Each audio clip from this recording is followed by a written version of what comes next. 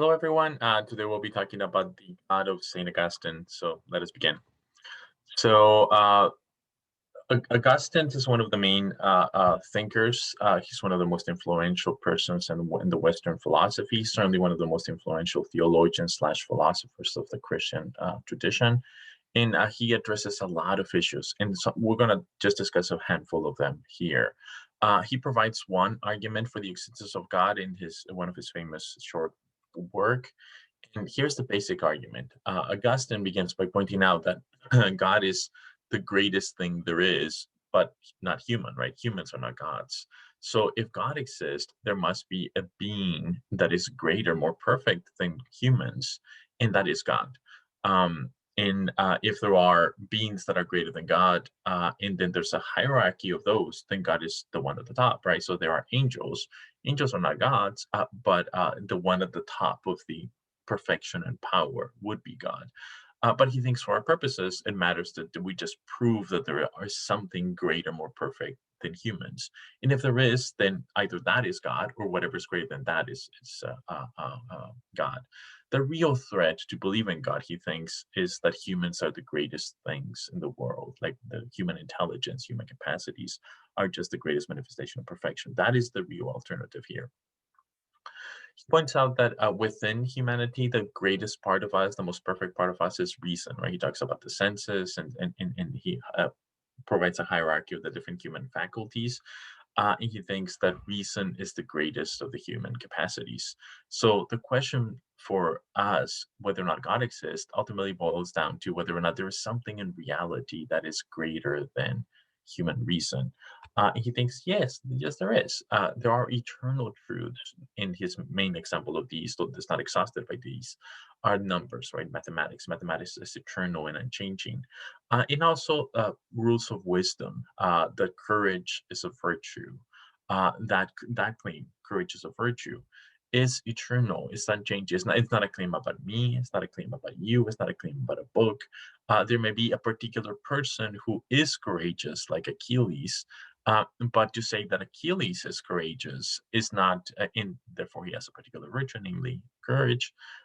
It's not quite the same thing as saying that courage itself is a virtue, right? That claim, courage is a virtue, is not grounded in Achilles himself. It's an eternal truth that the relationship between the idea of courage and virtue. But anyway, there are those claims, and those are greater than reason. Why? Because they're unchanging, they're eternal, and reason is changing. Is part of the intertwining the world of the physical change. It is not as impressive. But importantly, those concepts of courage and so on become the very standard by which reason judges, become the very tools that reason uses for judging things. And we judge temporal things. We have the capacity to judge. And the way Augustine thinks about it, to judge is to have this position of superiority in which you can understand, grasp, and make an assessment of the thing you're superior to.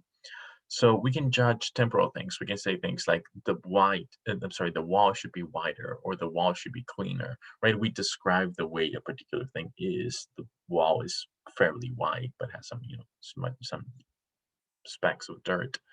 And we can make judgments about it, right? We can say how it can be better, namely, it should be cleaner, it should be wider. And we can also look at another human being and say, hey, the person should be wiser than they are, or should be more prudent than they are. We can look at the things in the physical world and make judgments, especially not just about how they are, but how they should be, right? We can assess more perfect versions of those things. So reason has this capacity to understand even more perfect versions in the things that we encounter with the senses. That's why reason is greater than those things. However, we cannot do that with things like justice. We cannot judge that justice should be better than it is. Like, that just makes no sense. Justice is justice, right? Like, you grasp the nature of justice to assess whether or not the U.S. Constitution is just, a particular policy, or a university has a just practice, and we grasp the nature of justice in order to assess whether particular things in the changeable world are just or not just, by whether or not they conform to this standard. So the standard, justice itself, is greater than reason. It is the means the reason uses to judge other things. So how do these eternal truths relate to God? At some point, Augustine asks, "Are these eternal truths God?" And he kind of says, "Well, in a sense they are, in a sense they're not. God's essence is identical to his attributes: goodness, wisdom, power, and will." Right. So some of the those abstract categories that ground the eternal truths are ultimately grounded in God's character or God's nature. And Augustine thinks that those, like his goodness and God's will, are in some sense identical. So when we grasp, that courage as a virtue, that eternal truth, we're grasping something about an attribute of God. In we're grasping something about God's wisdom, and in so doing, we're grasping something about God's nature. So human reason has this kind of cool connection with eternal truths that are grounded in God's nature. So we have this cool connection with God. So reason becomes one of the crucial connections between us human beings and the nature of God. Um, and here's a quote by Augustine. A nature is called simple when there is nothing that it can lose, and when there is no difference between what it is and what it has. And this is part of his argument for the somewhat radical conclusion that everything in God is identical. All of the attributes that God has, goodness, wisdom, and so on, power, are identical. If you think at things in the changeable world, like myself, there are some things that I am and some things that I have. I have, a particular kind of length of hair. I have glasses on. So there are things that I have, and what makes them things that I have is that I can lose them and still be me. Right? I can cut my hair, I can take off my glasses, and I will still be me. So the very same thing can change those qualities that it has, but not the things that they are. So here's something else that I am. I'm a human, right? You can say I have humanity, but that's a weird way of speaking. I am a human, and what makes that different than say the hair. Length of the hair is that I cannot lose my humanity and continue to be what I am. Humanity is what I am, right? So what I am is humanity. That is my nature. That is my essence. And things that I have are things that I, can lose, the properties. So my essence and my properties that I have are different. In God is simple because things are different with him. Everything that he has is what he is. So there are no things that God can lose or change. God is in some sense changeless, unmoving, and everything that God has is what God is. They're all like my humanity. That's why God's goodness, wisdom, and power and will, which He has, are really what He is. So to say that God has goodness and wisdom, it's more like saying I have humanity, right? And I mean, we can use the language, but it's a bit awkward. It's really God is good, God is wise, God is powerful, and all of that just describes the single nature, the simple and indivisible nature of God. So that's the basic picture of Aquinas as God. A lot of other cool questions come to the fore in Augustine's discussion, and one of them is, what is the source of evil? Where does evil come from? As a young scholar, thinker, Augustine believed the Manichaean view. The Manichaean view is the idea that there are two basic principles in reality: a good principle and a bad principle. And just like goodness comes from the good principle, badness comes, or evil comes from the evil principle. And that's why the world is mixed. That's why there are bad things and good things in the world, because there are two opposing principles that are fighting with each other. He found it very satisfying, that story. When he became a Christian, Augustine endorsed a different view that was popular in Christian circles at the time, and that is that evil is a privation of good. Evil is the lack of a good. So it's not really a positive thing in the world. It's not a real thing. And therefore, it does not require a kind of causal principle. There's nothing that causes evil.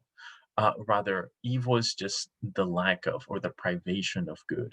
It's like ignorance. Ignorance is an evil in the sense because it's a deprivation of knowledge, and knowledge is good. The things that we call evil in the world are really deprivations of things that are good. So when someone is cruel, we say that cruelty is evil, but really what we're pointing to is compassion is a good thing, and you lack compassion in a very severe way. There is like no compassion within you, and compassion is good. So cruelty is a distorted character that lacks compassion, and that's what is evil, because it lacks the thing that is good, namely compassion. So there's a distinction, important distinction here. Uh, uh, metaphysical evil is the kind of lack of a perfection. So I cannot fly, right? That's a kind of flying is pretty cool. It's a kind of perfection that I don't have. So you can call it evil in some sense of evil, that I lack the perfection of flying. Or I'm not as smart as Einstein, and having Einstein's intelligence is pretty cool. It's a great perfection. You can call it kind of evil, kind of lack of perfection, that I'm not as smart as he is. But these are not problems for believing in God. God does create things like me and Einstein, and things that fly like birds. But that's fine, right? To create beings that lack perfections is itself not a problem. So one of the questions that Augustine asks is, why do people not behave like angels? That is, angels always do the right thing. They have no sinful behavior. They have no vices. Why can people behave like angels? And Augustine's cool answer is something like, because they're people, they're not angels. People are the kinds of being that can freely choose to do the right thing and do the wrong thing, and so on. And therefore, we have virtues and vices. We're complicated animals. To ask, why didn't God create people that acted like angels, really is a way of saying, why didn't God just create angels and not people? And Augustine's school response is what's been called the principle of plenitude. And it says, actually, God did create people that do the right thing, namely angels. There are angels in the world.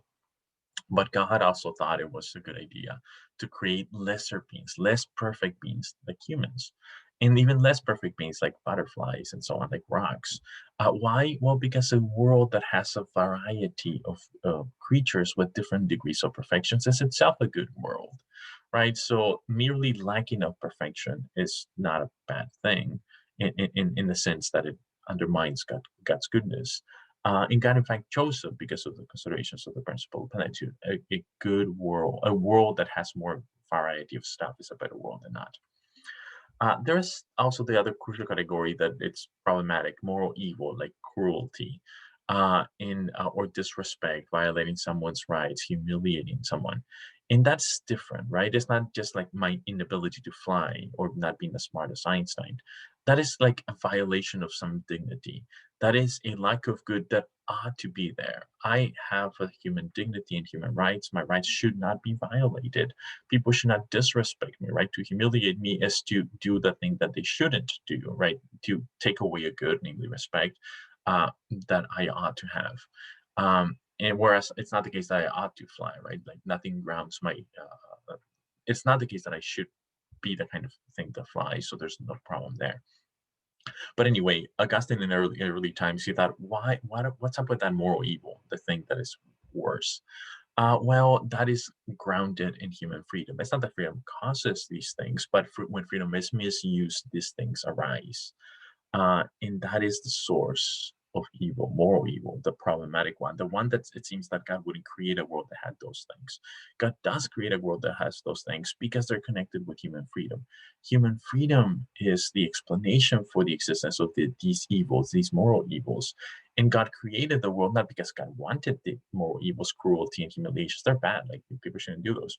God wanted humans that were free, and God thought it was a good idea that to create a world that didn't just have angels, but one that also have human beings capable of doing those bad things, knowing full well that sometimes people will be cruel and humiliate others and so on. And God thought it was worth it. The price of human freedom was worth the bad consequences of cruelty and moral evil in general. That's something that Augustine argues for early in his career. He's going to change his mind a little bit. And later on, he's going to start developing a different conception of the nature of freedom, largely influenced by God's grace. And here's the basic story. Original sin was made very popular by St. Augustine, and people took it on from the point onward. So the basic story is that Adam, in Genesis story, abused his freedom. He did something wrong. And because of the consequences of Adam's misbehavior, we, the descendants of Adam, now needs God's grace to be good and to enter heaven. We no longer have what it takes to be good people, to develop in virtues, and to enter heaven as a rightful reward. God needs to come and help us do that. So here's a quote from Kenny, the author of the book. The grace that enables human beings to avoid sin is allotted to some people rather than to others, not on the basis of any merit of theirs, whether actual or foreseen. It is awarded simply due to the inscrutable pleasure of God. Um, and no one can be saved without being predestined. So the thought is, think about a typical reward for a good action, right? You use your freedom well, you do something, you do the right thing, you're honest, and people applaud you, like, hey, wonderful, you're doing it. So the praise becomes the reward grounded in a good action. And the good action is the expression of your freedom. Uh, that story, that basic intuitive story, Augustine is going to deny, because we're talking not about rewards for virtue, but about virtue itself. When can a human person do the right thing? And Augustine thinks that after the original sin, humans just cannot do the right thing. Our will has been distorted and oriented towards sin, so that we need God's assistance to do the right thing. So God giving us that assistance or that help, that grace cannot be grounded in that doing the right thing, because we needed to do the right thing to begin with. So this seems to undermine the crucial role that people think about freedom. And Pelagius is a good interlocutor here, that has a more kind of commonsensical view. Pelagius argues that Adam's sin was just a bad example, in that we retain full use of our freedom, even after Adam's sin. Like, we descendants of Adam's, we're still free. We can do the right thing, we can do the wrong thing, and it's up to us. It is within our power to do good without the aid of God's grace. We can, just choose the right thing. And even pagans can do this, right? People that have not heard about Christ, people that are not part of the church, they're free. They can do the right thing or the wrong thing, thought Pelagius. That's the commonsensical view. But Augustine did not like it, and he had Pelagius condemned on the Council of Carthage in 1418. I'm sorry, 418. So it is Augustine's view that became very prominent, and especially later on, it's going to be resurrected by the Reformation thinkers, especially John Calvin. Um, Here's a worry, though, in thinking of grace in this particular way. So, devout ascetics in monasteries complained that if Augustine was correct, that is, the grace is required for doing the right thing, then exhortation and rebuke, that is, praise and blame more generally, were in vain, were pointless. And the whole monastic discipline itself was pointless, right? People would go to the desert, they would try to grow in virtue, with the thought that it was their freedom that was guiding, with the thought that they had some control over whether or not to be virtuous or vicious. And Augustine is saying, no, you have no control. It's all up to God. So what's up with those practices? Can we exhort people? Can we encourage people to do the right thing? What's the point of doing that? So here's a slightly different way of raising the same question of worry. Why should an abbot rebuke an erring monk, a monk who does the wrong thing? Why should the abbot come and say, "Hey, don't do that. Don't lie. Lying is bad." If the monk was predestined by God to grow in virtue, to be better, then God would make him better. God would give him the grace, and the monk will do the right thing, where he will become virtuous. If not, that is, if God did not predestine this monk to become better, then the monk will continue to sin no matter what the abbot does, right? The abbot, in his encouragement and his chastisement and his rebuking and so on, this can appeal to the freedom of the agent. But if the freedom is not enough to doing the right thing, it seems that the rebuking, the advising, all of that praise and blame stuff, it seems worthless. It seems pointless. Well, I guess it's really up to God and not the monk whether or not the monk grows in virtue. So the whole enterprise of trying to be better seems to be thrown out the window. A different way of asking this is, can the grace that God gives people to do the right thing, can that grace be freely resisted or accepted?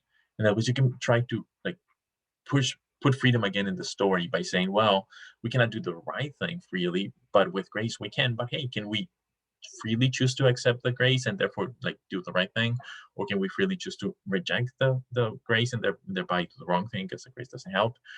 This would allow some role for freedom, or much more seriously, are people in hell, people that are in eternal damnation, those that were never given this grace and therefore never did the right thing and never became virtuous, or B, people that were given grace but freely rejected it, right? If you have category B, you might still think, well, hell is still kind of justifiable because they chose not to do the wrong thing exactly, but to reject the grace that would have helped them do the right thing. And that, I mean, that freedom is still in the story.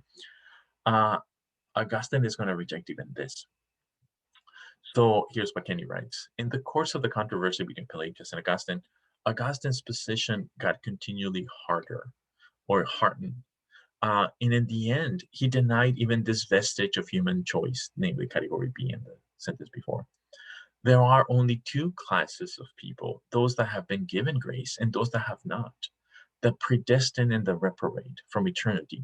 When God created the world, he just decided who was going to be destined for heaven, who was destined for hell. We can give no reason why any individual falls in one class or the other. We can, right? Because reasons are grounded in things like good behavior, things like virtue, but those themselves are the results of grace. Why did people decide to give someone the grace to become virtuous? Well, it can be because of the virtue, right? Because that's the result of grace. And Augustine says, yep, that's the right picture. So is this a good response? Think about that. We'll talk about it later. So yeah, bye.